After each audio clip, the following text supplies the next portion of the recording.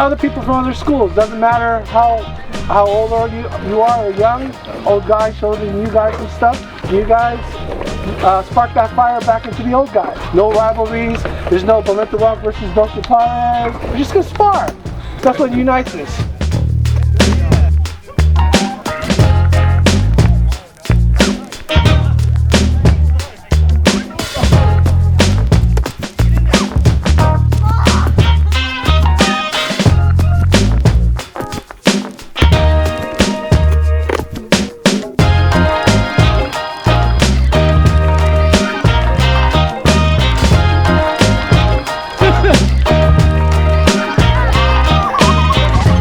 Stockton multi-style right there.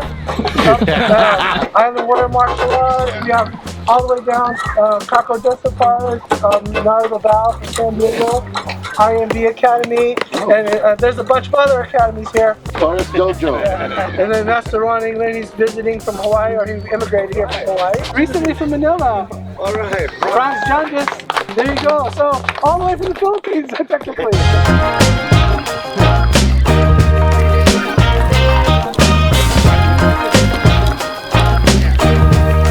You want to get better? Outside the confines of your group, go spar with other people. Learn something or give something back. And that's the way our community grows.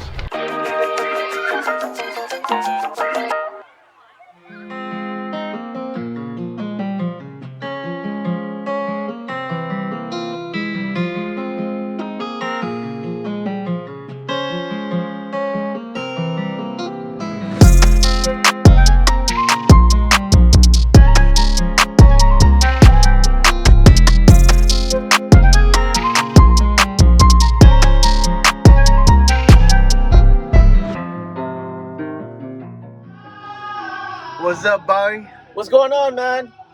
We're heading up north. We're on the 5 freeway. Lots of traffic. Labor Day weekend. Check out that traffic. Yeah. we welcome to FMA Live, where we do like happy songs like this and vlogs. That's how we do it. We just got into Sacramento right now. Took us about 6 hours and a half right now, so we should get there within 6 hours 40 minutes. Drove straight off one gas tank, didn't even use the restroom, so we all gotta use the restroom. Urinate, been holding it, but anyways, that's how we roll when we gotta get somewhere. FMA Life. Bunal Brand.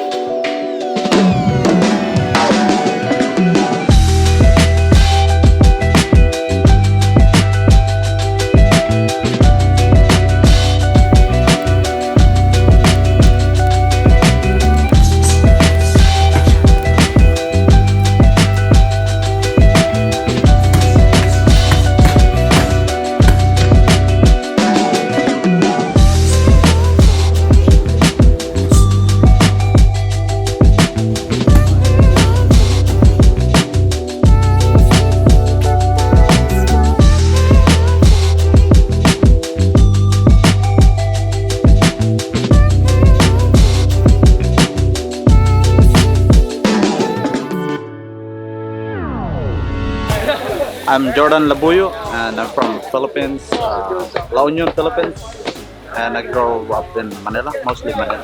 I've been doing FMA, I do the Eskrima and stuff like that, but my real style is the Joven, the Filipino martial arts, or the Filipino kickboxing. My name is Master Orpilla, and I teach Balintawak Arnis in Vallejo, California. So I started training in martial arts in 1972 after watching some Bruce Lee movies. And you know, Bruce Lee was still alive at that time, and I saw a newspaper article or newspaper ad for a karate school in Vallejo, California, and I joined that class, and I've been training pretty much ever since. But starting in 2000, I've been training exclusively in Balintawak Arnis with Grandmaster Verabilison. Grandmaster Verabilison, of course, is the son of great Grandmaster Jose Villicin, who was a student of Antion Bacon, and was great Grandmaster Jose Billison, who created the grouping system that most of the Balintawak uses today. Dexter Labonog, Stockton, California. Filipino martial arts. I studied with Leo Giron, Dentoy Revelar, Gilbertino, John Eliab, and a little bit of a lot of different people, but basically Stockton Filipino martial arts. I'm Edward Talisayan, Stockton, California. I also was under Leo Giron and with the multi-style Eskrima group in Stockton. Studied under Dexter Labunog also. Terry Joven from Stockton. Also have background in a bunch of different styles of karate and other type of stuff like that. But in FMA, the Garon style, and we had a chance to train with Dental Revlar with the SLD, as well as Decuerdas under Arthur Gonzalez, and currently we are Stockton multi-style, at least us two on this side. My name is JJ Hervas, Jonathan Jaime Hervas. My name is JJ. Yeah, I've been in the martial arts since I was in 7th grade. A little bit of everything. Started out in Taekwondo, boxing, kickboxing, and Eskrima. Yeah, dabbled a little bit in Jiu-Jitsu, but I have bum shoulders, so that didn't work out. So yeah, I was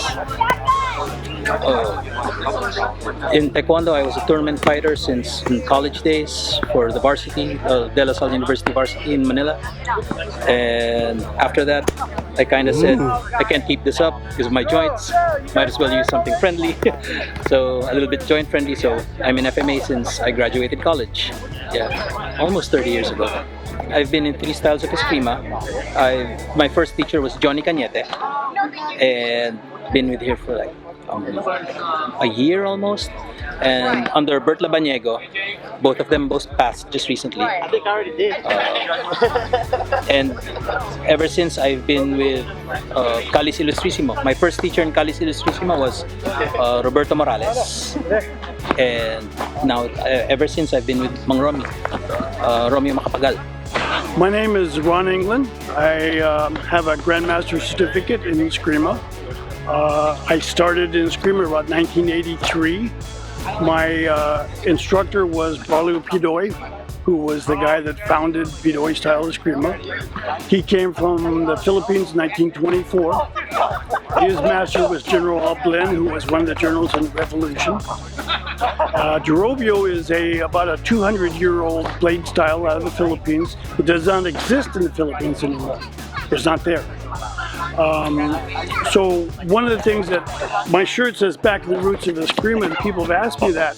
And the reason I say that is because Derobio is such an old style, it's really one of the root styles of Eskrima. And when like Master Steve had showed it to some guys in the Philippines, some old masters, they looked at it and they said, that style is not here anymore, it doesn't exist. I said, yeah, that's because my master took it out of Hawaii in 1924. Took it out of the Philippines. And it's been in Hawaii for all these years. I mean, Derobio is not there, but Derobio was, we think, founded around 1800. We don't know exactly because all oral history and everything. So that's, you know, that's my style of Derobio. Ola'a-Nalo is the plantation camp on Hilo in the Big Island, and Waimanalo is where I live. So Ola'a-Nalo was the name of the system, and it doesn't have any particular meaning or anything. It's just 2 geographical places in Hawaii.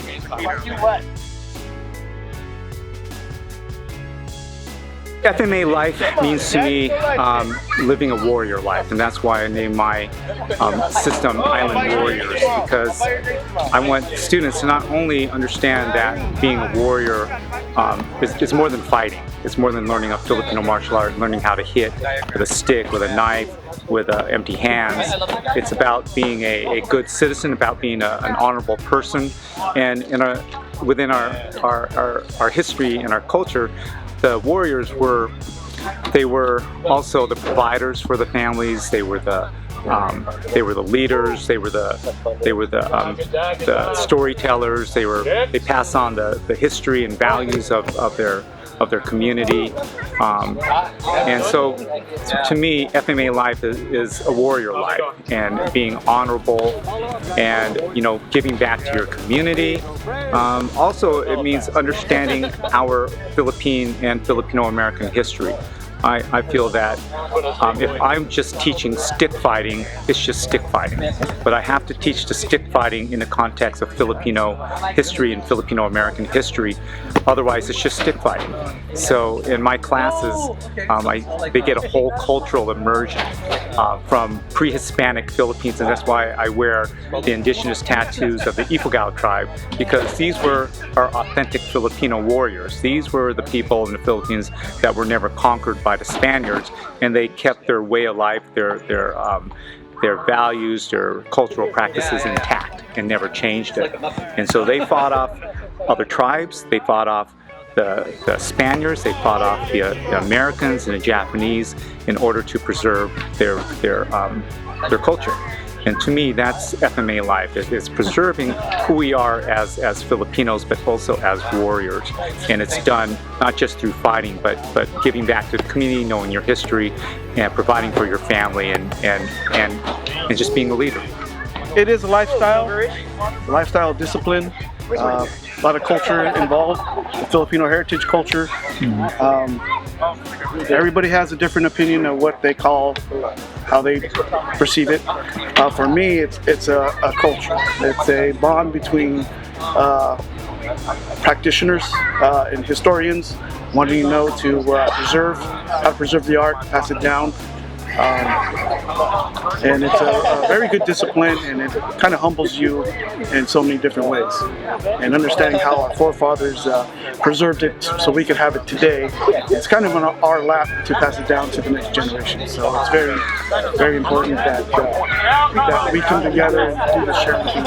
As today is Sparbecue is a very, very important event that we're still here, different groups here today, that we still support and want to honor our forefathers and pass down the art and keep it alive. You too? The FMA lifestyle to me is pretty important. For myself, I left the regular karate and went to FMA because I saw the effectiveness of the type of the techniques and just how you approach martial arts in general. It is something that is probably takes up 75% of my time. I'm teaching class, I have private classes. I'm constantly thinking of how we're going to promote the art, especially the arts that we are teaching. For us, as my family, my son, my grandson, my son-in-law, they're all graduates. So there's like, just in my short period of time, there's 3 generations already doing this, and they're all, they all love it. It's something that we're going to probably do until we die. There is a lot of FMA in Stockton, and we just want to continue to propagate that and to the rest of the United States, because everyone plays a little bit different, but there's a certain Stockton flavor to what we do. Yeah, piggybacking on what Terry said, FMA culture, lifestyle. Growing up in the 70s myself, there was a different introduction to Filipino martial arts. We had the close-knit, by family, by invite type of Filipino martial arts culture. And then there was the sort of public where it started reaching out to the general public in the 80s. And then the mainstream now is like since the 90s and 2000. The differences between those is that some of the family stuff is kept internal, and some of the public stuff is shared within a limited amount of individuals that they trust. And then you have the mainstream where it's just generic, basic Filipino martial arts that's being monetized around the world. That's what Filipino martial arts culture to me is today. But you'll still find a lot of close-knit family style Eskrima passed on within the family. That still happens today, especially in the Philippines. That's where I got that.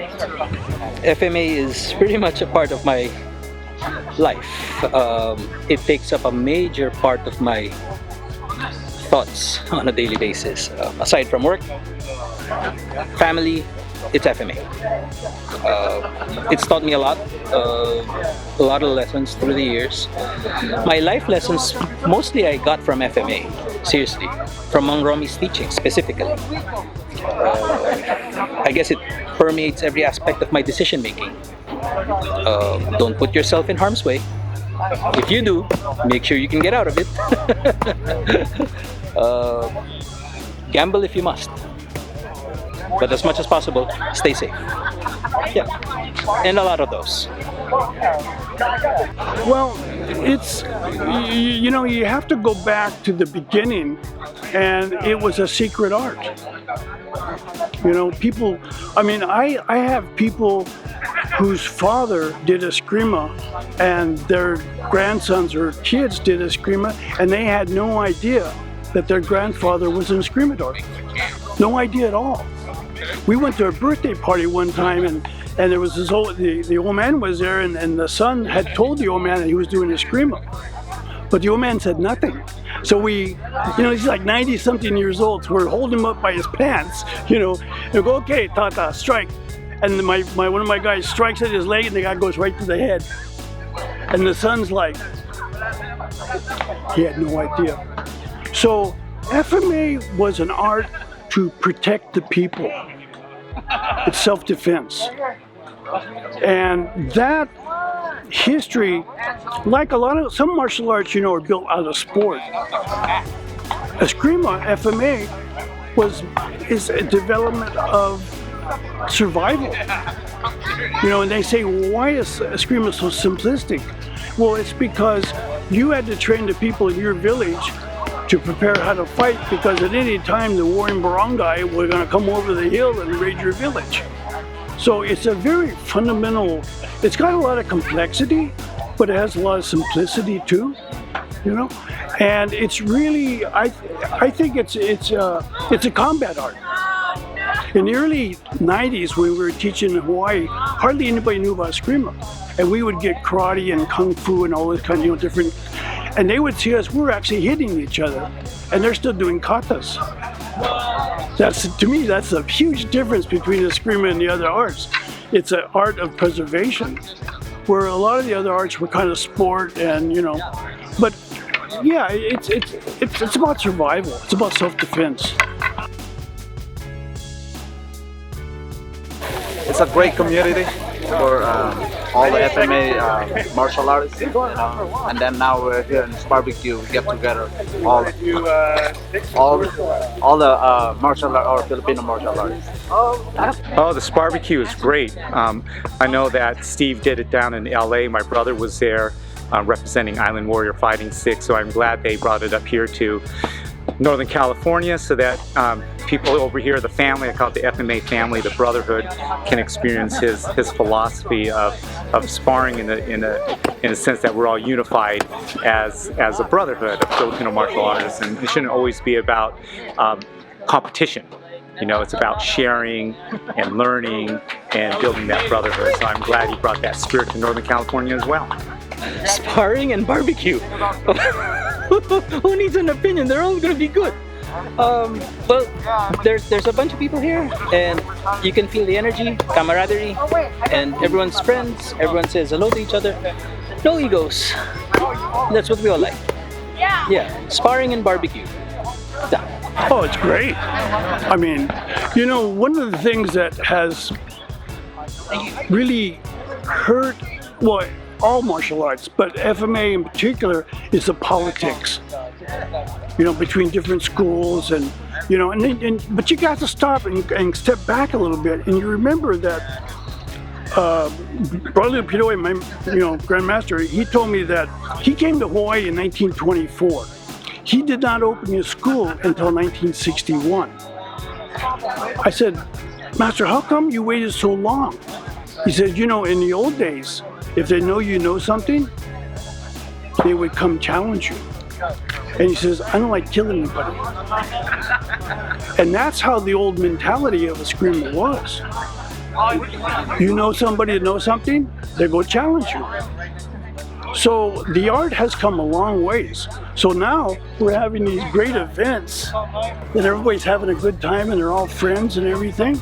And nobody's challenging each other. I mean, you got the band, the spar, but nobody's getting hurt. Everybody's having a good time. They're sharing food. And that's what things like the Sparbecue are about. You know, it's bringing people together, getting rid of the politics, and just building the art as the art itself.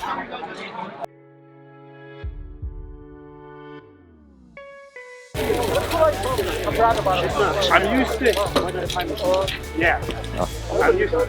I'm gonna watch. You can find me on Facebook at Island Warriors Martial Arts at Phoenicia Boxing and Martial Arts, or at Mel Orpilla on Finding Back, at Facebook.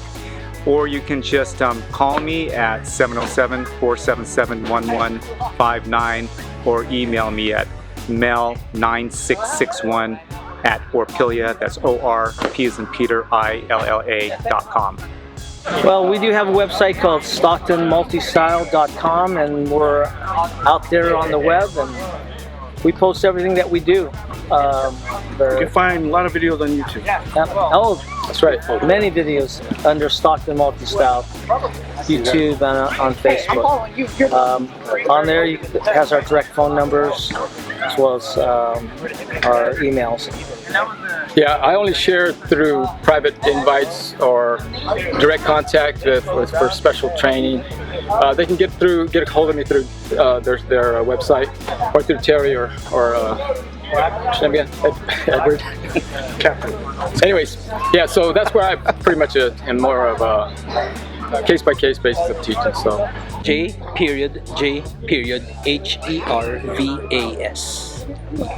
We don't have a website anymore, but we're on Facebook. We've got the Ola'a-Nalo Eskrima Facebook page. We have the Derobio Preservation Society, which is a page dedicated to preserving Derobio itself.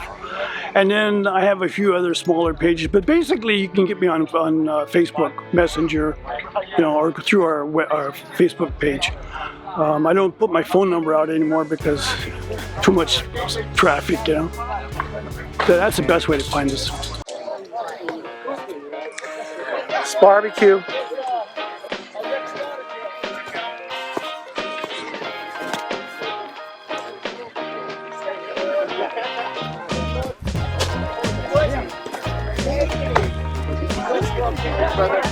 I thought that was you.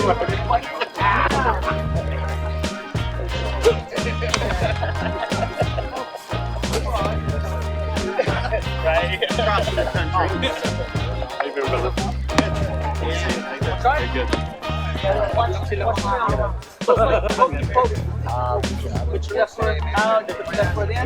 At the same time, Guro Terry, Joven, Stockton Multi-Style, I'm going for his sharing leg, some of his stuff. so he retreats. Okay? This is the kind of stuff we like to see. Some free training by our gurus. Work against the for number 3 or 4 shots. So I'm going first 3 because you send back, and you can still get your shot in. Now the second part. Oh, it's gonna be hard for you. Not now. Not now.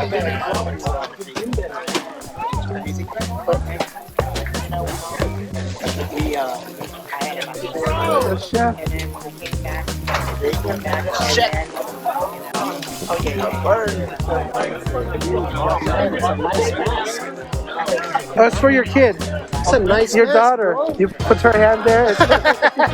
Or you can do it. You can do it. That's good, man. I got There you go, Bobby from FMA Life. What's going on, y'all? Yeah, Balintawak for life. Oh yeah.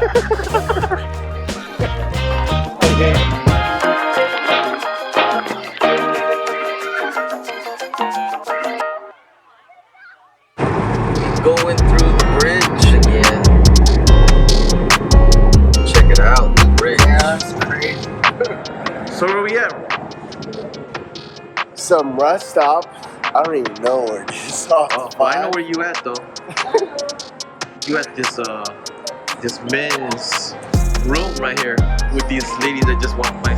$2 for shit. What?